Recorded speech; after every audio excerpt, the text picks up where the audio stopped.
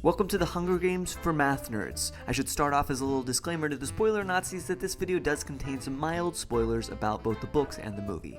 So Katniss, as a narrator in the books, wants you to think that she cares most about her family and about PEETA. I put their names together because, let's be honest, they're interchangeable, and the one that she has the most affection for changes based on the paragraph you're reading. But I think it's clear that what she really cares about is becoming a reality TV star and receiving makeovers. Like, she's always like, oh, I don't care about how I look, but here's 10 pages describing in detail my most recent makeover. Like, if you ask me to describe the actual content of the books, I'd say it's maybe 1 part Gladiator, 2 parts Survivor, and 10 parts Extreme Makeover. Like, even when she joins up with the rebels, who apparently do not have enough money to buy food for their people, but they do have plenty of money to send her around with an enormous entourage of TV crews and stylists.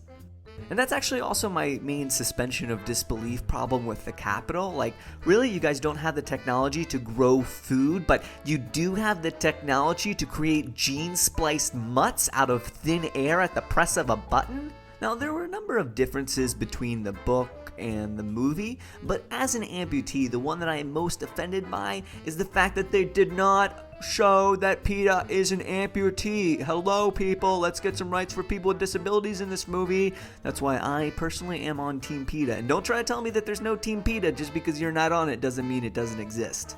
Speaking of PETA, here is a timeline of his life. Now, if you read the books backwards, his life is the inspirational story of an amputee who breaks free of an emotionally unhealthy love triangle, finds his lost leg in a futuristic arena, and then becomes a small-town baker.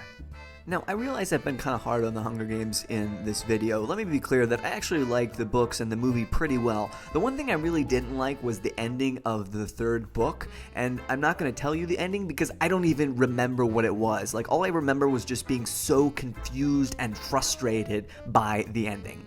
In conclusion, like any guy who's been 13 at some point in his life, I've done that prank where you go to Starbucks and have them write some silly name on the cup so they can read it, and then you snicker, like Mike Roch or IP Freely or whatever. But I think the best one I've ever heard is the thing that's been going around recently where you tell them your name is Primrose Everdeen, and then when they read that name, when the coffee is ready, you raise your hand and yell out, "I volunteer!"